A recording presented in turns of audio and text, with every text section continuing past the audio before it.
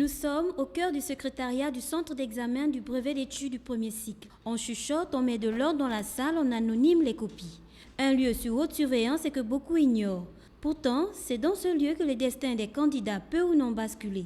Dans quelques heures, examinateurs et correcteurs vont harmoniser les copies avant correction. Nous avons les critères de performance de production qui se rapportent exactement.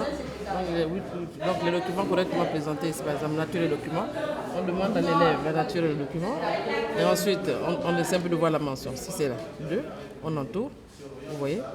Si l'idée générale du document est conforme et concise, c'est 2 sur 2. On met très bien. C'est valable pour l'histoire et la géographie. D'accord. L'histoire de la géographie. Et là, par exemple, nous avons l'éducation civique. C'est la même chose. Nous avons aussi les grilles d'éducation civique. L'éducation civique, c'est la même chose. Donc nous avons les critères d'indicateurs, les indicateurs. Et après, qu'est-ce qui va se passer? On est obligé. Et puis on donne à la fin une appréciation générale. Pour ne favoriser aucun des candidats, un sondage devra donc servir de baromètre dans l'attribution des notes.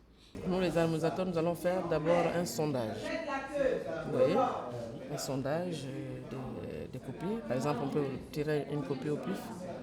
Et puis il corrige. Et puis on va essayer un peu de voir au niveau de l'écart.